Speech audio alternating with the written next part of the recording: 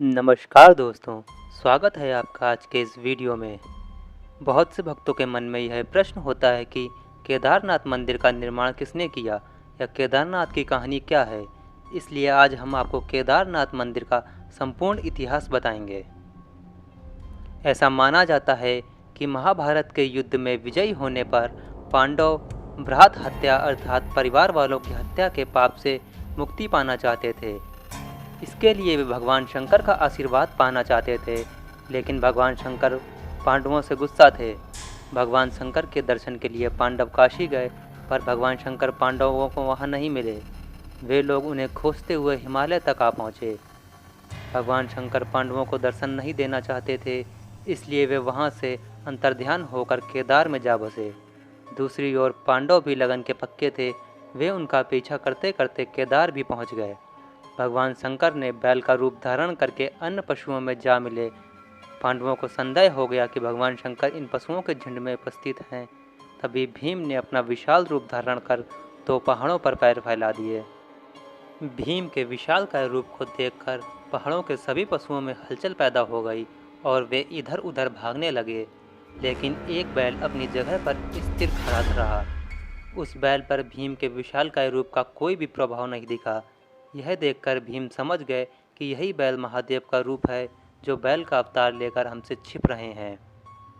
महादेव को भी पता चल गया कि भीम ने उन्हें पहचान लिया है। यह देखकर वे बैल रूपी अवतार के साथ धरती में समाने लगे। भगवान शिव के बैल अवतार को धरती में समाता देख भीम भी तेजी से उनकी ओर लपका और बैल की पीठ पर अपने हाथों से जकड़ लिया। भीम के द्वारा बैल की पीठ को अपने हाथों से जकड़े जाने के कारण वह वहीं पर रह गई, जबकि बैल के अन्य 4 भाग उत्तराखंड के अन्य स्थलों पर निकले। आज उन्हीं स्थलों पर 4 अन्य केदार हैं। इनमें भगवान शिव के बैल रूपी अवतार का मुख रुद्रनाथ में है, भुजाएं तुंगनाथ में हैं, नाभि महेश्वर में व जटाएं कल्पेश्वर में प्रकट हुई। इन्हीं 5 जगहों को सम्मिलित रूप से पंच केदार के नाम से जाना जाता है। भीम के द्वारा भगवान शिव के बैल अवतार की पीठ पकड़े जाने के बाद वह वहीं रह गई थी। जब उन्हें बैल के बाकी 4 अंग अन्य स्थानों पर प्रकट होने का ज्ञान हुआ, तब उन्होंने शिव की महिमा को समझ लिया। इसके बाद पांडवों के द्वारा ही इन्हीं 5 जगहों पर शिवलिंग की स्थापना कर शिव मंदिरों का निर्माण करवाया गया। इससे भगवान शिव की सभी पांडवों से अत्यधिक प्रसन्न हुए और उन्हें सभी पापों से मुक्त कर दिया। हालांकि इसके बाद पांडवों के पोते जन्मेजय ने केदारनाथ मंदिर के निर्माण को और आगे बढ़ाया और यहाँ आम लोगों को पूजा करने की अनुमति प्रदान की। इसलिए केदारनाथ मंदिर के निर्माण में जन्मेजय का भी योगदान था। समय के साथ साथ पांडवों के द्वारा बनाया गया यह मंदिर जर्जर हो गया व कई जगह से क्षतिग्रस्त हो गया।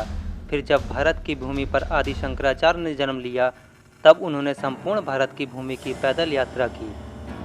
तब आदि शंकराचार्य ने ही इस केदारनाथ मंदिर का पुनः निर्माण करवाया था, जिसे आज हम देखते हैं। इसके बाद अपने जीवन के अंतिम समय में आदि शंकराचार्य ने इसी केदारनाथ मंदिर के पास ध्यान लगाया था व समाधि ले ली थी। उनकी समाधि आज भी केदारनाथ मंदिर के पास ही स्थित है। फिर 10वीं से 13वीं शताब्दी के बीच कई भारतीय राजाओं ने मंदिर का जीर्णोद्धार करवाया था।